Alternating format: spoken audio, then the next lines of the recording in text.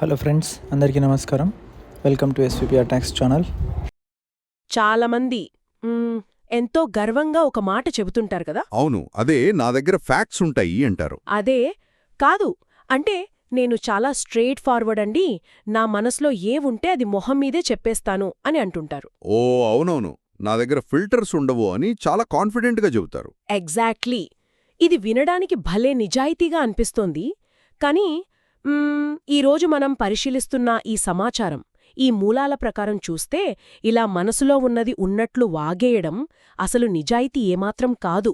ఖచ్చితంగా కాదు. బేసిక్గా చెప్పాలంటే అదొక పచ్చి మూర్ఖత్వం. మూర్ఖత్వం అంటారు. 100%. ఈ నో ఫిల్టర్ యాటిట్యూడ్ అనేది మనం రోజువారీ జీవితంలో ఎదుర్కొనే చాలా సమస్యలకు ముఖ్య కారణం.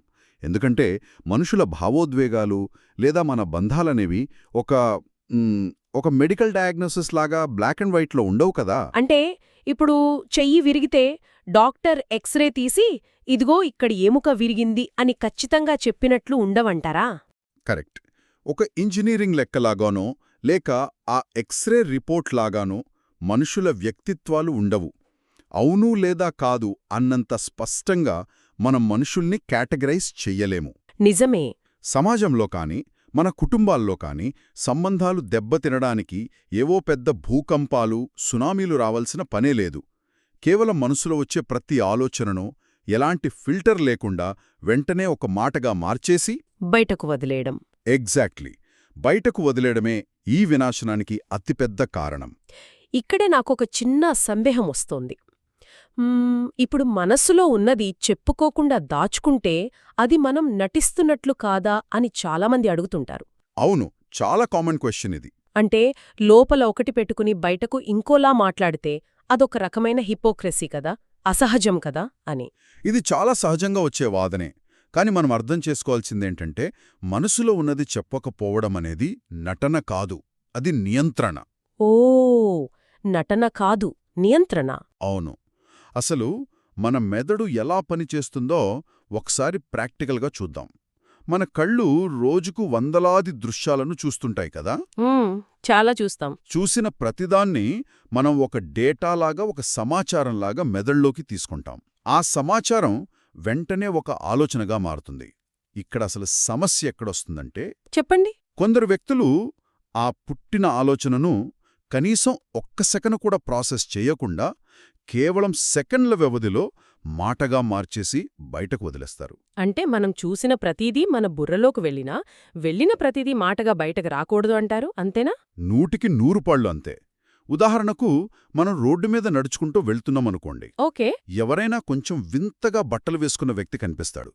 మనం వెంటనే పక్కనున్న వాళ్లతో వాడి బట్టలు చూడు ఎంత విచిత్రంగా ఉన్నాయో అని కామెంట్ చేసేస్తాం. అవును, చాలా క్యాజువల్గా అనేస్తాం. లేదా దారిన పోతున్న ఒక అమ్మాయిని చూసి కామెంట్ చేస్తాం. ఇవన్నీ ఎందుకు జరుగుతున్నాయి? కంటితో చూసిన ఒక దృశ్యాన్ని మెదడులో ఆలోచనగా మార్చి వెంటనే మన నాలుక ద్వారా బయటకు వదిలేస్తున్నాం. అంటే మధ్యలో ఆ ప్రాసెసింగ్ టైం అనేది ఉండట్లేదు. ఎగ్జాక్ట్లీ. ఆ వ్యక్తి ఎందుకు అలా ఉన్నాడు, వాళ్ల పరిస్థితి ఏంటి అనే లాజికల్ ఆలోచనకు మనం సమయమే ఇవ్వం. చూసిన ప్రతీదీ ఆలోచనగా మారకూడదు, పుట్టిన ప్రతి ఆలోచన మాటగా మారకూడదు. ఈ ప్రాసెస్ వింటుంటే నాకొక అద్భుతమైన పోలిక గుర్తుకొస్తోంది. ఏంటది? మన మనసు అనేది బేసిక్గా ఒక పెద్ద ఫ్యాక్టరీ లాంటిది కదా. అవును. ఆ ఫ్యాక్టరీలో రోజూ వేలాది వస్తువులు తయారవుతుంటాయి. అందులో మంచివి ఉంటాయి, పనికిరాని చెత్త కూడా ఉంటుంది. కొన్నిసార్లు చాలా ప్రమాదకరమైన రసాయనాలు కూడా ఉండొచ్చు. ఖచ్చితంగా ఉంటాయి. కానీ ఆ ఫ్యాక్టరీ గేట్ దగ్గర ఒక గేట్ కీపర్ ఉంటాడు. ఏది ఫ్యాక్టరీ నుంచి బయటికి వెళ్ళాలి, ఏది వెళ్లకూడదు అనేది ఆ గేట్ కీపర్ నిర్ణయిస్తాడు. మనం మాట్లాగే నోరు కూడా సరిగ్గా అలాంటి ఒక గేట్ కీపర్లాగా పనిచేయాలి కదా. భలే చెప్పారు. ఈ ఫ్యాక్టరీ పోలిక చాలా పర్ఫెక్ట్గా సరిపోయింది. ఒకవేళ ఆ గేట్ కీపర్ పడుకుంటే ఏమవుతుంది చెప్పండి? ఫ్యాక్టరీలో ఉన్న ఆ టాక్సిక్ పదార్థాలు, విషమంతా బయటకొచ్చేస్తుంది. కరెక్ట్. మన బుర్రలో కూడా రోజుకి వేలాది ఆలోచనలొస్తాయి. వాటన్నింటినీ బయటకు వదిలేస్తే సమాజంలో మనం బతకలేం. నిజమే. మనమనుకున్న ప్రతిదీ మన వరకు నిజం కావచ్చు, కాని అది ఇతరుల మీద ఎలాంటి ప్రభావం చూపుతుందో ఆలోచించకుండా మాట్లాడితే ఆ గేట్ కీపర్ తన డ్యూటీ సరిగ్గా చెయ్యనట్లే. సరే, ఒకవేళ ఆ గేట్ కీపర్ లేడు అనుకుందాం. అసలు జరిగే నష్టమేమిటి? అంటే ఆ ఒక చిన్న మాట వల్ల అంత పెద్ద నష్టం జరిగిపోతుందా? మాటలు నిజంగా అంత భయంకరమైన ఆయుధాలా? మాటలు ఎంత భయంకరమేనో చెప్పడానికే మన సోర్స్ మెటీరియల్లో ఒక పాత కథను ప్రస్తావించారు. ఆ రాజు మంత్రి కథ కదా. అవును, ఒకసారి ఒక రాజు తన మంత్రిని పిలిచి అడుగుతాడు, ఈ ప్రపంచంలో అత్యంత ప్రమాదకరమైన ఆయుధం ఏది అని. అప్పుడు రాజుగారు మంత్రి ఏదో కత్తి అనో లేక విల్లు విద్య అనో చెబుతారని ఆశించుంటాడు కదా. ఎగ్జాక్ట్లీ, ఏదో పెద్ద ఆయుధం పేరు చెబుతాడనుకుంటాడు.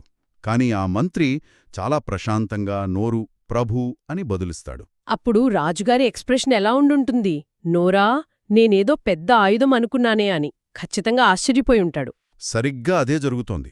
అప్పుడు మంత్రి దానికొక అద్భుతమైన వివరణిస్తాడు. మహారాజా, కత్తి అనేది కేవలం ఒక్కర్ని, అది కూడా వాళ్ల శరీరాన్ని మాత్రమే గాయపరుస్తుంది. ఆ గాయం కొన్నాళ్లకు తగ్గిపోవచ్చు. కాని ఒక మనిషి నోటినుంచొచ్చే ఒక విషపూరితమైన మాట ఎన్నో సంబంధాల్ని, ఎన్నో జీవితాల్ని, మనసుల్ని నిలువునా చీల్చేస్తుంది. తరతలాలుగా ఆ గాయం రగులుతూనే ఉంటుంది అని చెబుతాడు. అబ్బా, ఎంత నిజమో కదా. భౌతికమైన దెబ్బకు ఏదో ఆయింట్మెంట్ రాసుకోవచ్చు కాని మాట వల్ల పడ్డ గాయానికి మందు లేదు. అవును. ఇదే సందర్భంలో నాకు ఇంకొక కథ కూడా బాగా గుర్తొస్తోంది. మన సోర్సెస్లో ఉన్నదే. ఒక గురువు మరియు ఏది పడితే అది మాట్లాడేస్తే ఒక శిష్యుడి కథ. పక్షి ఈకల కథ కదా. ఇస్తాడంటే ఒకరోజు ఆ శిష్యుడిని పిలిచి ఒక బుట్ట నిండా పక్షి ఈకల్నిస్తాడు. ఓకే. ఇచ్చి వీటన్నింటినీ తీసుకెళ్లి ఆ ఊరంతా చల్లిరా అని చెప్తాడు. అప్పుడు ఆ కుర్రాడు ఉత్సాహంగా వెళ్ళిపోయి ఉంటాడు. అవును, భలే ఎగిరి గంతేసి వెళ్ళి గాలిలోకి ఆ ఈకలను ఎగరేస్తూ ఊరంతా చల్లేస్తాడు. ఆ తర్వాత తిరిగి వస్తాడు.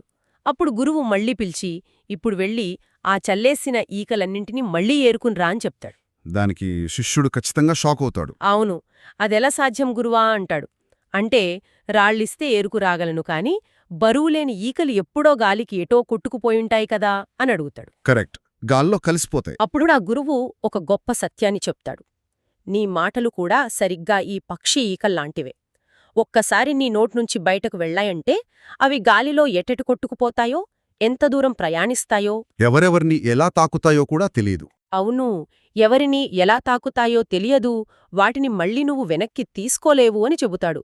ఇది వింటుంటే నాకు ఒక పాత నానుడి గుర్తొచ్చింది.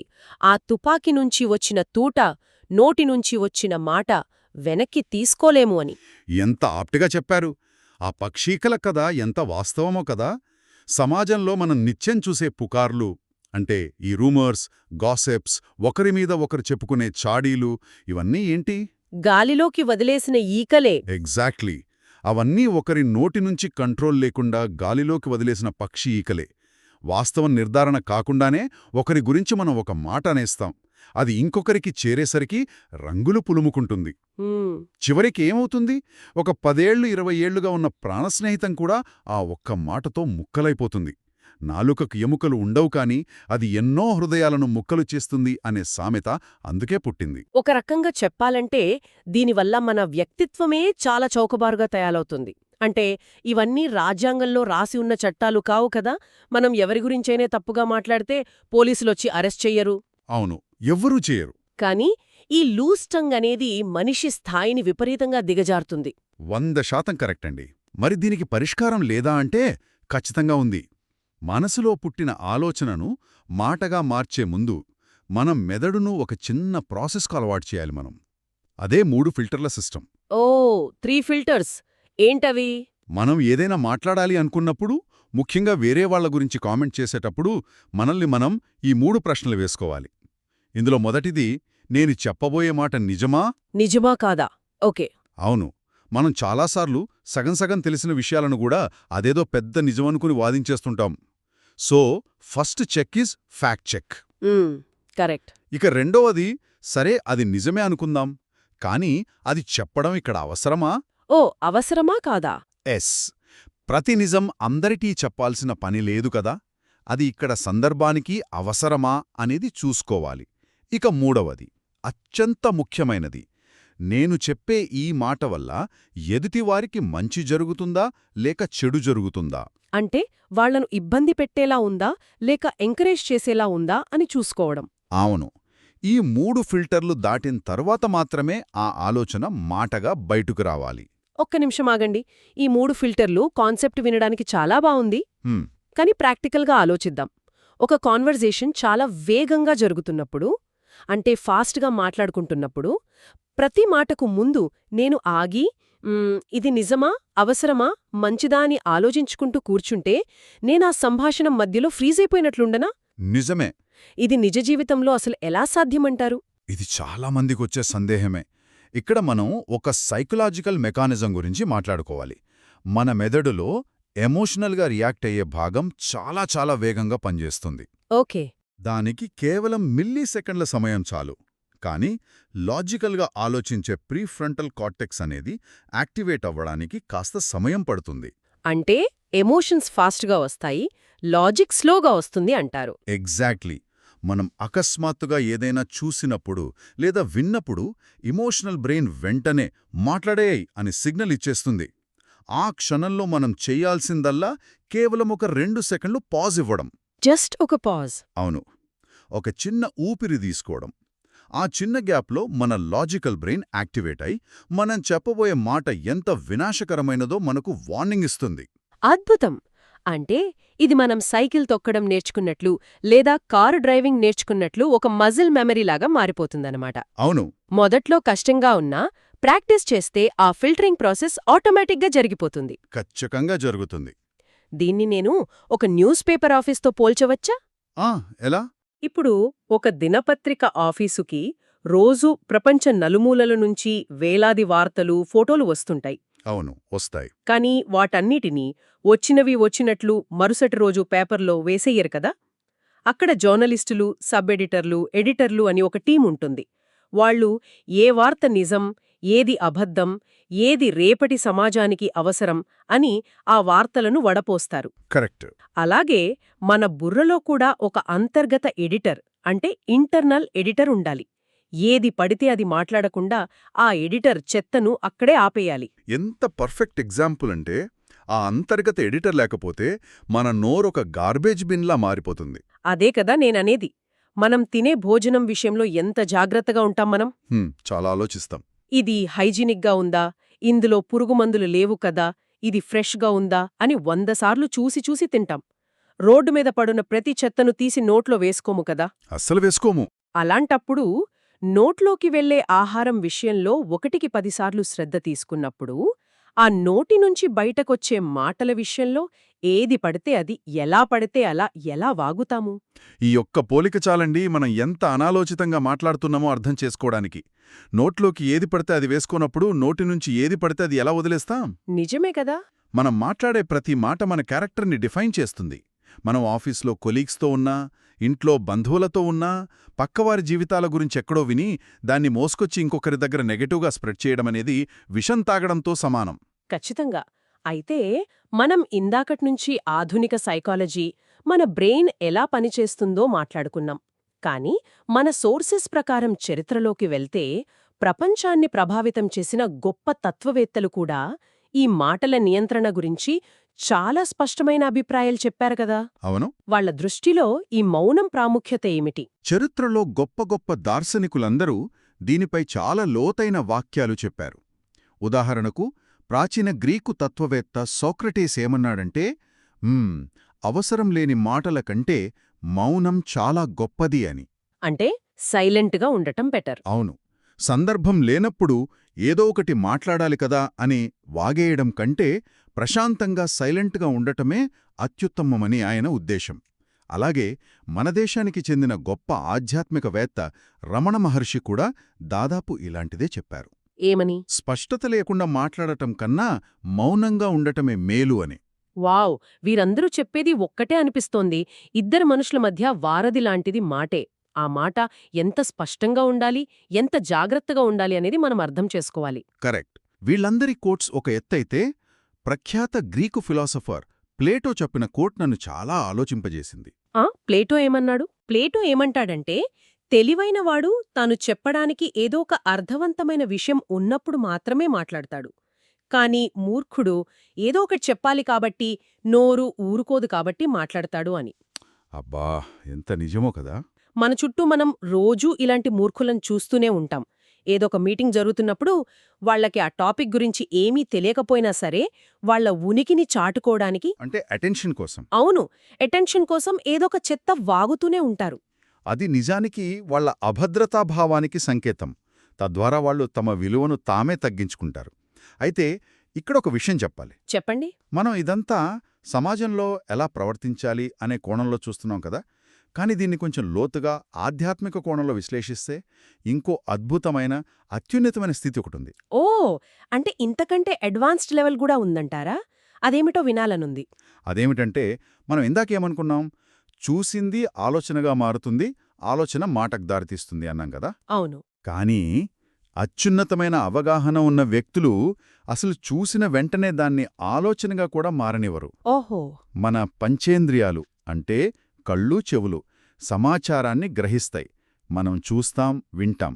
కాని ఆ స్థితిలో ఉన్నవారు ఆ చూసిందాన్ని, విన్నదాన్ని ఎలాంటి స్పందన లేకుండా, జడ్జిమెంట్ లేకుండా కేవలం స్వీకరించగలుగుతారు. అంటే ఒక దృశ్యం చూసిన వెంటనే మెదడులో దాని గురించి ఒక తీర్పు ఇవ్వరు అంటారా? అవును.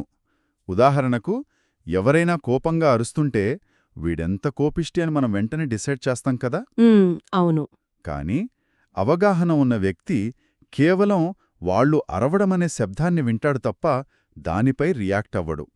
దీనికి చాలా మైండ్ఫుల్నెస్ కావాలి. అంటే ఇది అందరికీ ఒకేసారి సాధ్యం కాకపోవచ్చు కదా? ఖచ్చితంగా కాదు. కాని ఒక చిన్న టెక్నిక్ మనం మన జీవితంలో సులభంగా ట్రై చేయవచ్చు. మనం ఎక్కడికైనా ఒక మీటింగ్కి వెళ్ళినప్పుడు లేదా ఎవరైనా మాట్లాడుతున్నప్పుడు వెంటనే రియాక్ట్ అయిపోయి కౌంటర్ ఇవ్వకుండా కేవలం వినడం నేర్చుకోవాలి. అంటే ఎలాంటి సమాధానం ఆలోచించకుండా ప్రశాంతంగా చిన్న చిరునవ్వుతో జస్ట్ వినడం అన్మాట. ఖచ్చితంగా. కేవలం వినడం, అవసరమైనప్పుడు ఒక అవగాహనతో కూడిన మాటను మాత్రమే పలకడం. ఈ చిన్న అలవాటు మన మౌనం, మన సహనం, మన జీవితాలను ఎంత ప్రశాంతంగా మారుస్తుందో ప్రాక్టికల్గా చేసి చూస్తేగాని అర్థం కాదు. ఎదుటివారి మాటల్లోని తప్పులు వెతకడానికి వినకూడదు, వాళ్ళని అర్థం చేసుకోవడానికి వినాలి. ఇది వింటుంటే అనిపిస్తోంది, ప్రారంభంలో మనం ఒక ఎక్స్రే గురించి మాట్లాడుకున్నాం కదా. అవును. నేను చాలా స్ట్రెయిట్ ఫార్వర్డ్, మనసులో ఉన్నదంతా ఎక్స్రేలాగా బయట పెట్టేస్తాను అనుకోవడం అసలైన స్ట్రెయిట్ ఫార్వర్డ్నెస్ కాదని ఇప్పుడు స్పష్టమైంది. 100%. నిజమైన క్యారెక్టర్ ఏంటంటే తన ఇంటర్నల్ ఎడిటర్ ద్వారా అనవసరమైన చెత్తను ఫిల్టర్ చేసి కేవలం ప్రేమను, అవగాహనను, దయను మాత్రమే బయటకు వ్యక్తపరచడం. మాట అనే ఆయుధాన్ని ఇతరులను గాయపరచడానికి కాకుండా తెగిపోతున్న సంబంధాలను నిర్మించడానికి వాడటమే నిజమైన వివేకం. చాలా అద్భుతంగా సమప్ చేశారు. అయితే ఇదంతా విన్నాక నా మనసులో ఒక బలమైన ఆలోచన మెదులుతోంది. మనమింతసేపు మౌనం గొప్పదనం గురించి, ఫిల్టర్స్ గురించి మాట్లాడుకున్నాం కదా. కాని ఈ రోజు మనం బతుకుతున్న ఈ సోషల్ మీడియా యుగంలో జరుగుతున్నది దీనికి పూర్తి వ్యతిరేకం కదా. ఖచ్చితంగా దానికి complete opposite. Facebook, Twitter, Instagram లాంటి ప్లాట్ఫామ్స్ అన్నీ మనం ఎంత తొందరగా, ఎంత తీవ్రంగా రియాక్ట్ అయితే అంతగా మనల్ని ప్రోత్సహిస్తాయి. మీరొక పోస్ట్ చూడగానే ఆలోచించకుండా వెంటనే నెగటివ్గా ఒక కామెంట్ పెడితే ఆ ఆల్గరిథం దానికి వ్యూస్ ఇస్తుంది, లైక్స్ ఇస్తుంది. అవును, రియాక్షనే వాళ్ళకి బిజినెస్. ఎగ్జాక్ట్లీ. అంటే మన మౌనానికి ఇక్కడ విలువలేదు, మన శబ్దానికే, మన అనాలోచిత రియాక్షన్స్కే ఇక్కడ వ్యాపార విలువ ఉంది. ఒక్కసారి ఆలోచించండి, మన ఏకాగ్రతను, మన ప్రశాంతతను నాశనం చేయడం ద్వారానే లాభాలు గడించే ఈ టెక్నాలజీ ప్రపంచంలో ఇలాంటి ఫిల్టర్స్ పెట్టుకుని మౌనంగా, ప్రశాంతంగా జీవించడం ఒక సామాన్యుడికి రాబోయే కాలంలో సాధ్యమవుతుందా? ఇది నిజంగా ఆలోచించాల్సిన విషయమే. లోని ప్రశాంతతను ఆస్వాదిస్తారని ఆశిస్తూ మరొక ఆసక్తికరమైన చర్చతో మళ్ళీ కలుద్దాం. ఈ వీడియోను ఓపికగా చూసినందుకు మీకు ధన్యవాదాలు. ఈ వీడియో కనుక మీకు నచ్చినట్లయితే లైక్ చేయండి, షేర్ చేయండి, సబ్స్క్రైబ్ చేయండి. మీ అభిప్రాయాలను కామెంట్ రూపంలో తెలియజేయండి. మళ్ళీ ఇంకో ఇంట్రెస్టింగ్ టాపిక్తో మళ్ళీ కలుద్దాం.